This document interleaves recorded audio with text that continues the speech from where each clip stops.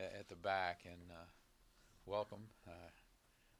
It's good to see all of you, and more importantly, Fatih, it's good to see you, a consummate professional who we have become not only very close professional friends, but personal friends over the course of the last 2.5 years, and today you have released your latest IEA report, and it is an in-depth review of U.S. energy markets.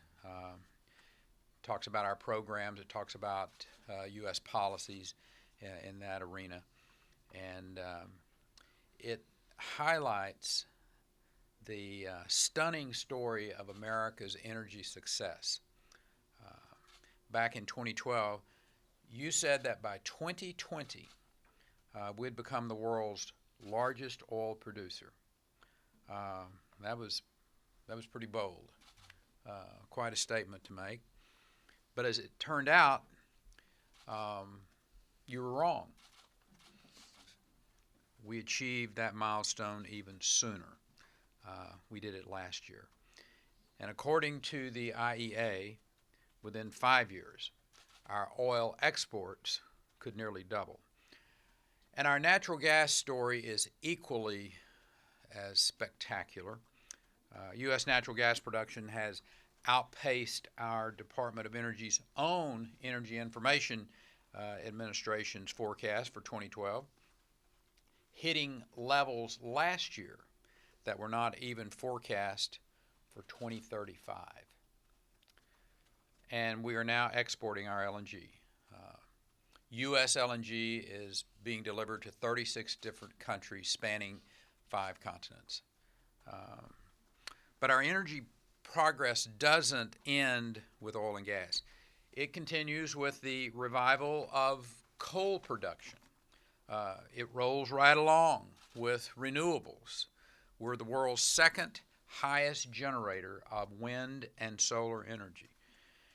It moves on with nuclear energy, a source of clean, reliable power with small modular reactors, with advanced reactors, with micro reactors soon to arrive.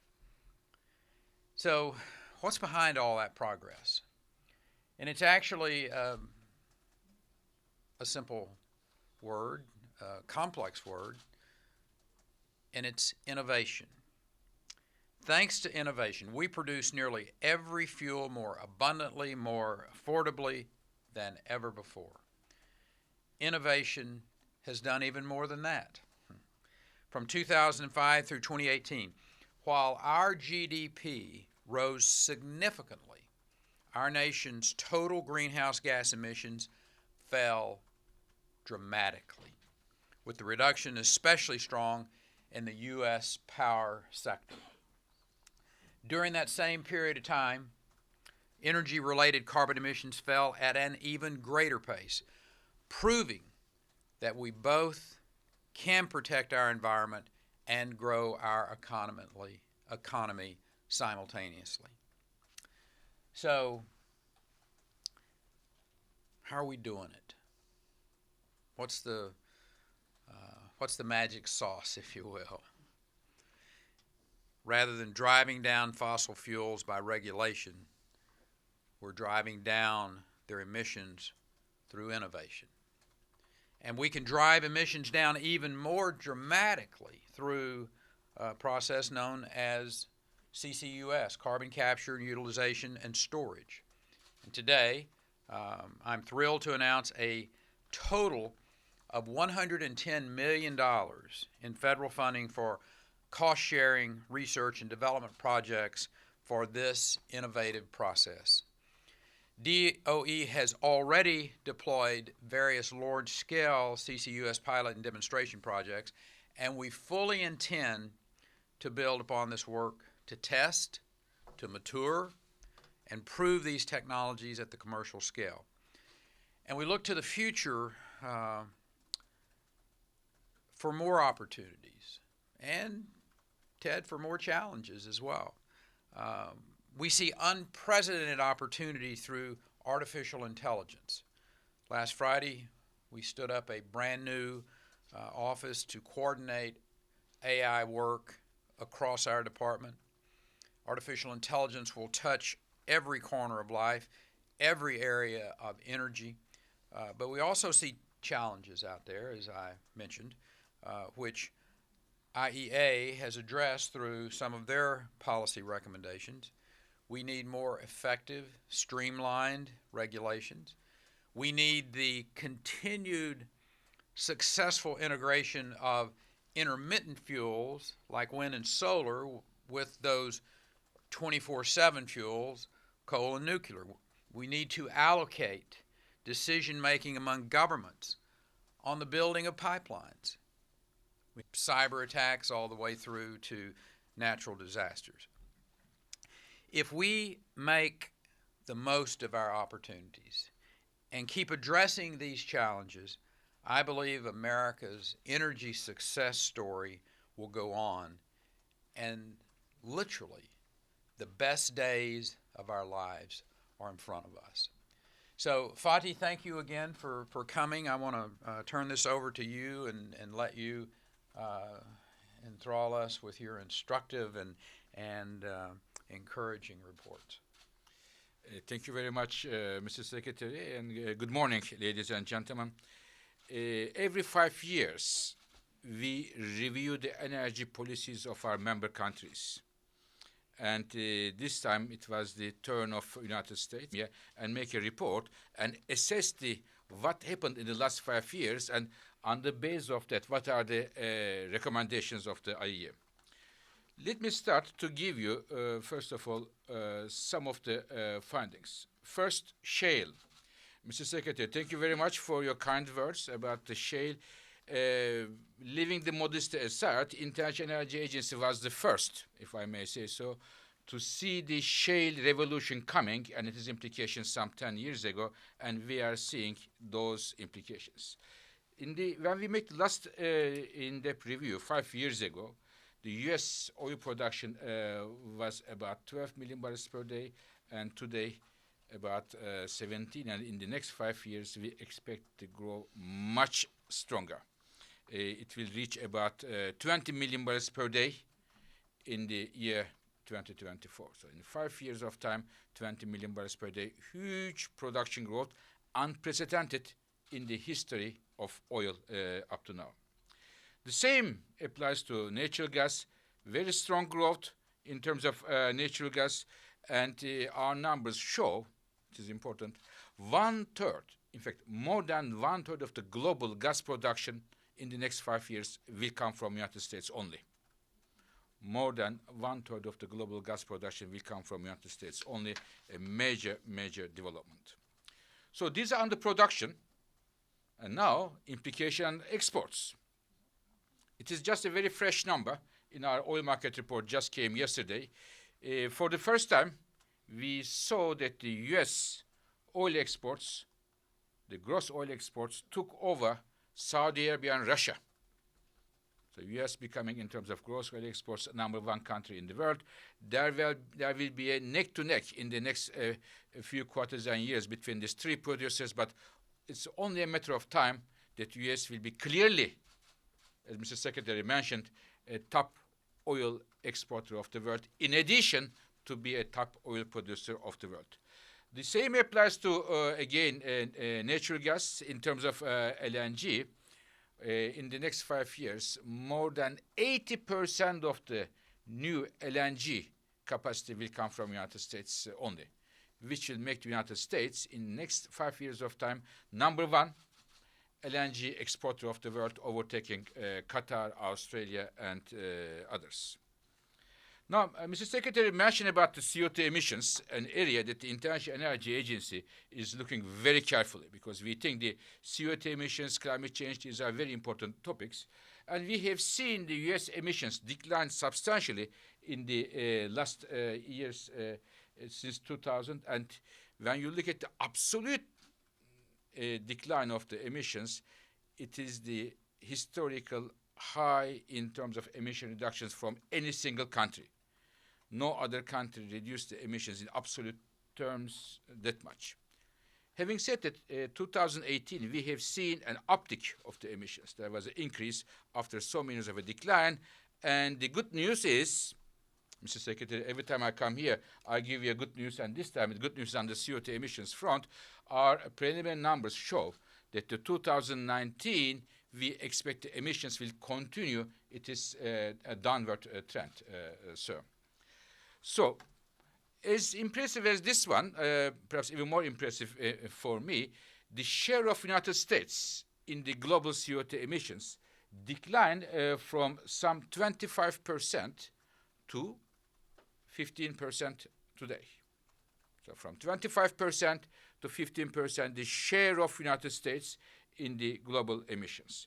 This is mainly as a result of shale gas revolution, but also renewables, energy efficiency, and the others.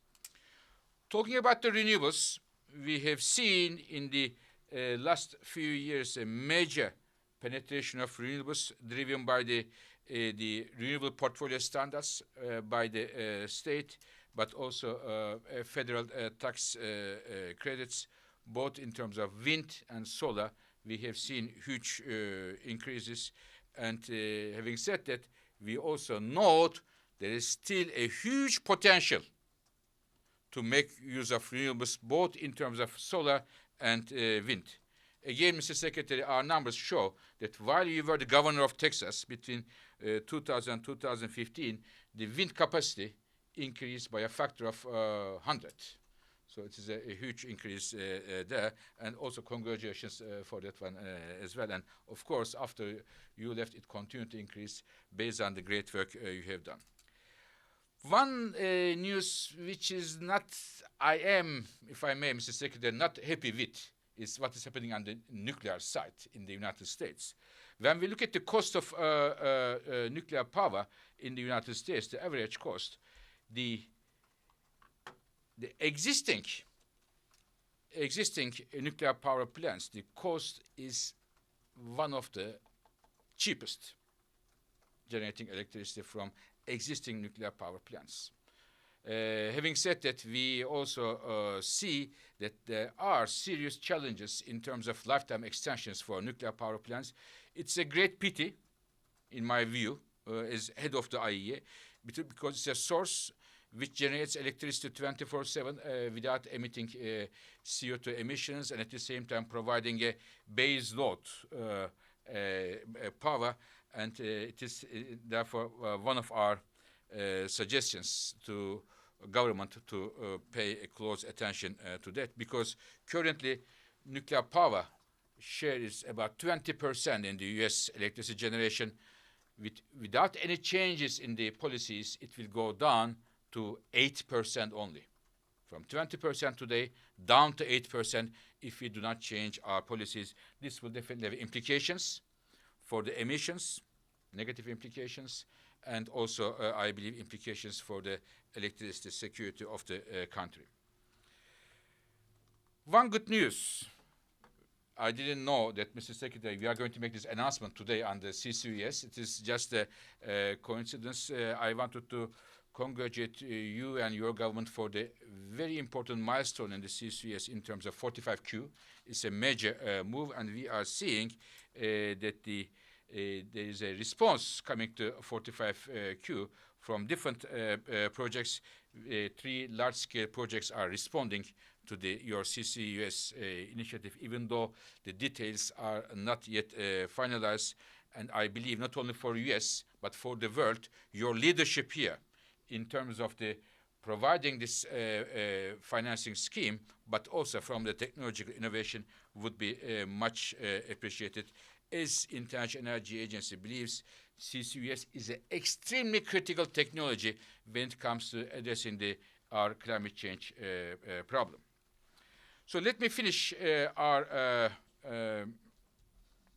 review by saying that over the last 5 years, when we made this review last time, U.S. has not only reshaped its own energy markets, but definitely redefined the dynamics of the global energy markets. And we have discussed, we also mentioned, Mr. Secretary, they are growing very strongly, and therefore there is a need to make sure that we don't have challenges in terms of the availability of power because the intermittency of the renewables. Therefore, having strong grids, bringing flexibility, it is hydro, it is nuclear, is very important to the renewable growth is accompanied by measures to make sure that our systems are safe. The second one is, as I mentioned, the promoting the nuclear power as a reliable and affordable low carbon source energy, and we should, I believe, do a lot to prevent the premature closure of the nuclear power plants, a very important source for the fight against CO2 emissions. And also your work on the SMR is also very much appreciated for US, but also for other countries. On the energy efficiency front, this country in the last 5 years did a lot, but still a lot of work to do, especially in the manufacturing and building sector as well as the transportation. Now, productions are growing very strongly, both oil and gas, but here we also need that how we are going to streamline the approval of the pipelines, and that we provide certainty to the investors, and that the production and the export capacity are in line with each other. And finally, while the United States is enjoying and will be enjoying more and more oil production to increase, it is still very important that the country maintains robust volumes for the rainy days in the United States, but also abroad to address the potential supply disruptions. So these are some policy recommendations to you, Mr. Secretary. Thank you. Thank you. Thank you, Fatih. Let's open it up to those of you in the media for any questions that we have, and we'll start over here on this side and kind of work over here. We'll get to you. Yes, sir. Thank you. Right here in front. Thank you, Tom Tiernan with the Foster Report. You previously commented on the importance of having a full complement at FERC, and Mr. Birol mentioned the importance of streamlining pipeline approvals. I was wondering if you have any thoughts on if you intend to make a priority of the White House to have nominations come for the two open spots. Yeah, one of the things that I found here is that just because I want something over at DOE, the White House may have a little different strategy from the standpoint of where they're going to spend their time and effort. There is a quorum at FERC.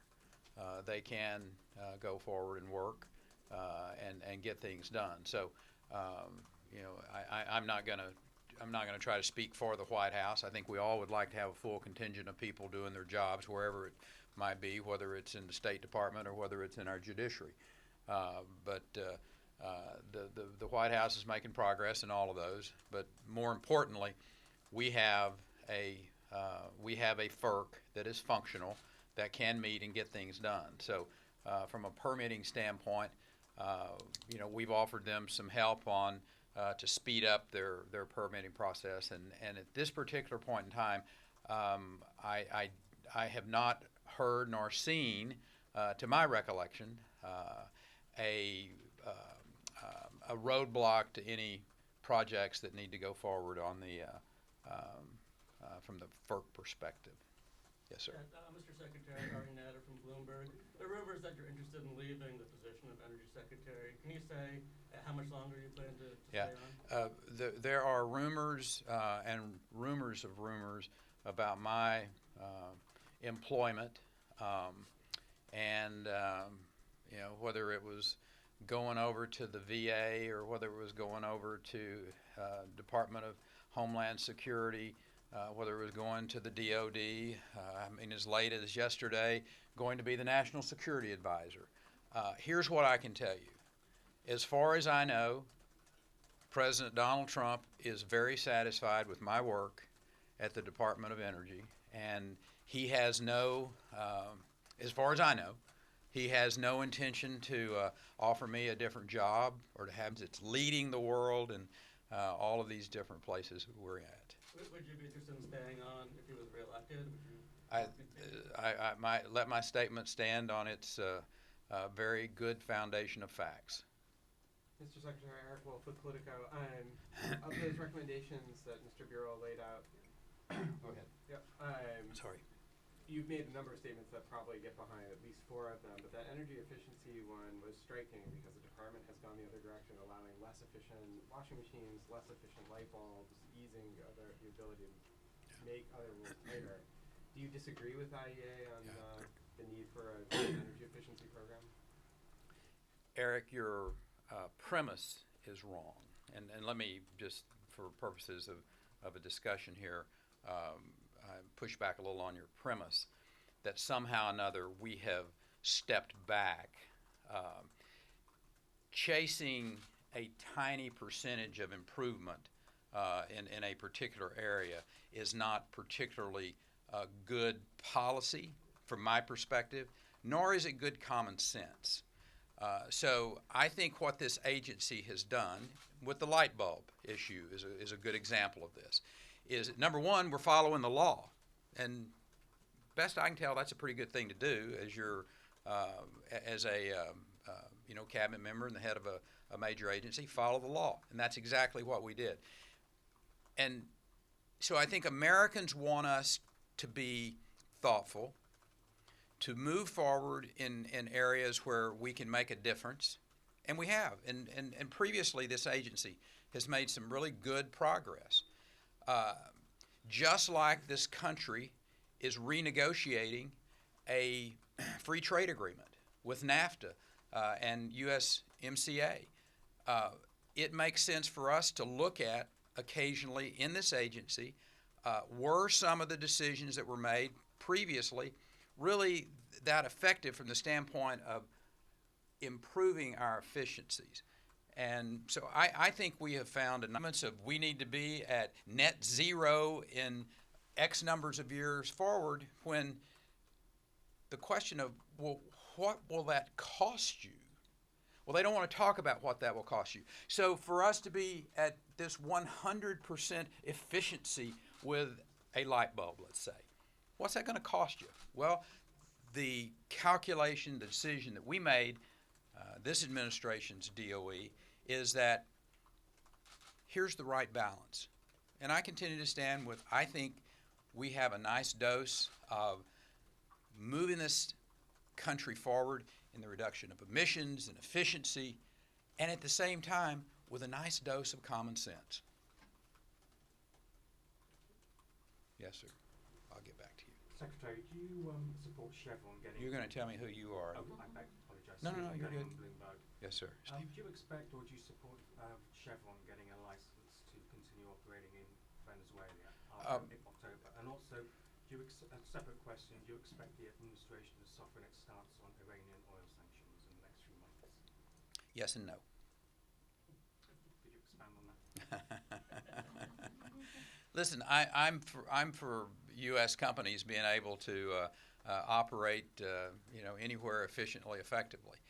That's not to say that my broad statement has an impact on whether or not the administration is going to go forward on any sanctions that we expect countries to be good citizens, whether they are in Venezuela, whether they are in Iran, whether they're in North Korea.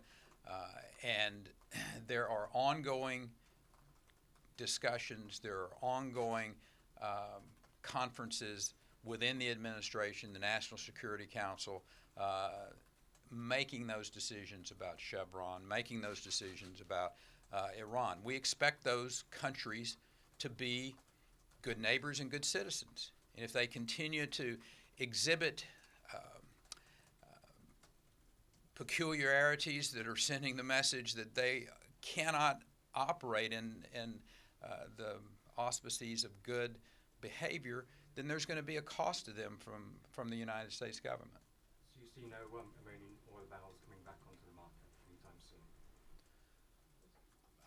I think that Iran knows what the rules of being a good citizen in the world is. If they continue to live outside of the bounds of that, I suspect the United States will continue to have a very strong and harsh line towards them. And not just in oil production, but in other ways that they participate in the global economy. Yes, sir. Hi, Brian Scheid with S&P Global Platts. Mr. Birol, one of the things you talked about was the U.S. maintaining a robust volumes in the SPR.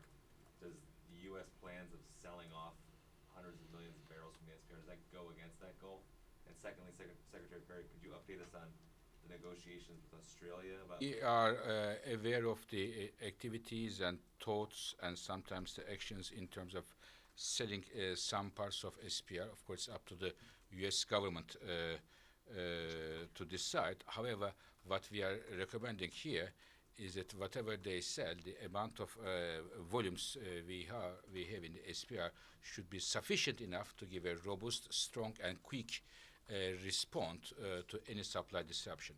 It is the point that we wanted to underline in our report, and it may be also providing input in terms of the level of stocks that they are going to sell or considering to sell. So we need robust volumes at the SPR to be able to respond to supply disruption around the world. I don't have anything to announce on any negotiations, any conversations that are going on with Australia. Relative to private leasing of space inside of the, I think it's a conversation worth having. We can discuss the pros and cons of it, but there's certainly been no movement towards a declaration one way or the other at this point in time. Are you in talks Yes, with any other countries other than Australia about leasing space? Not that I'm aware of. Tim Gardner, Hang on just a second.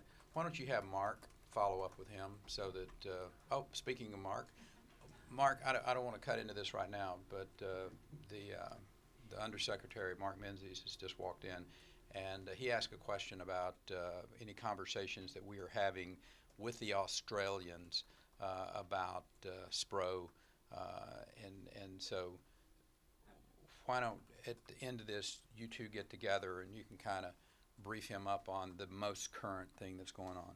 Back to you, sir. Sorry. Thank you. Mr. Secretary, Tim Gardner, Reuters. Just to follow up on Stephen's question about Iran. Back in the spring, you were among the administration's toughest officials on Iran, and That are still on the administration, right? took the words out Okay. of my mouth. And you supported doing away with the significant reduction exceptions Yeah. for the countries, Yeah. Iran's customers. What do you think now? I mean, the sanctions have been effective in reducing Iran's exports, but some of the customers are getting a little anxious about not having that oil. What about easing up on the SREs a little bit with the customers and to give Yeah. Iran some good faith? Here's how I look at it. Iran knows how to participate in our global community. There are acceptable practices of which we expect countries to, how we expect countries to act.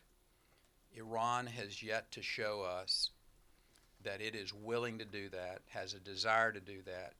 Therefore, there needs to be a price for that activity. If the issue is where are you going to buy your energy, wherever that may be, whether it's China, whether it's whoever is trying to buy or using all types of manipulations to get around the sanctions. I happen to think that if you're going to set the marker, you need to be willing to stay with it and get the result that you're looking for. The result that the world is looking for is for Iran to get away from the activities that are not acceptable. Whether it's dealing with the terrorist threat out there, whether it's continuing to develop a ballistic missile program, And the United States can be your best friend. Or as the United States Marines say, they can be your thoughtful member of society. And therefore, I think the United States should use the tools that it has available to send the clear message of that is unacceptable behavior. Yes, ma'am. Hi, Emily Meredith from Energy Intelligence, and I have a different angle on the Iran question, which is there's been some reaction to this idea of more Iranian barrels coming onto the market. Is there a price on the low end that you're worried about for U.S. producers if there are more barrels that come online? And that's also a question for Dr. Birol. And secondly, could you clarify whether or not the U.S. is still actively negotiating a 1-2-3 agreement with Saudi Arabia, and whether or not the gold standard for enrichment reprocessing would apply, given what Prince Abdulaziz said this week? Simply on the first one, we don't do price. The market will address that. And relative to your second question, yes and yes.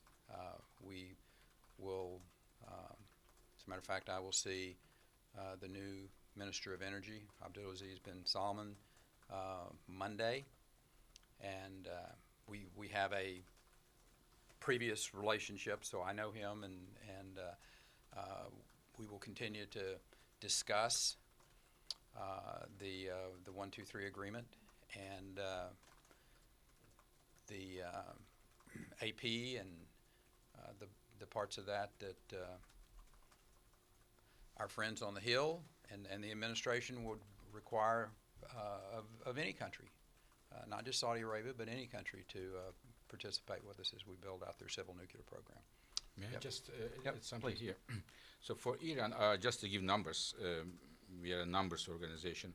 So current reported exports are about 200,000 barrels per day, which was more than 1 million barrels per day, which is more than 2 million barrels per day 1 year ago. Big demand there, but it is widely reported that the substantial amount of barrels are moving under the radar. So this is just to mention that. In terms of the U.S. production growth under different price assumptions, with the current prices, which is about high 50s, we expect next year U.S. production to grow an additional 1.3 million barrels per day, again breaking a record high. We have time for 2 more questions. Kelsey? Kelsey Bruger with E&P News. In the recent Senate Appropriations Bill report, they talked about concern about EERA staffing levels. 14% decrease is what they stated, and I'm wondering if that's deliberate or if you have any sort of reaction to that. Yeah, I don't necessarily buy into the here's where the line item was 2 years ago or 4 years ago, here's where it is today, as being indicative of any commitment to that particular line item. And here's the reason why. Is because we move money around all the time at this agency. Artificial intelligence is a great example of it. You had all of these different places that artificial intelligence was being done. And we've now consolidated it into one office. It's consolidated as well as we could in one office, let me put it that way. So the commitment to efficiency is there's no decrease in that from my perspective. And I think we're going to get judged on the results rather than a particular line item and or a particular staffing level. So I don't get particularly stressed that just because there's one decrease in some FTEs that's a indication that we don't care about that. I like to look at it as maybe we're doing things a little more efficiency in that particular arena. Last question. Yes, sir. Nick Snow with Oil and Gas Journal. My question is for Dr. Birol. what role do you see for the IEA in helping Central and Eastern European countries diversify their natural gas supply sources? Thank you. This is an area that we are working very hard. Let me tell you that in entire Europe, until 2025, there will be 100 BCM of a gap for the gas supply, taking out all their domestic production, contracted volumes, agreements, and so on.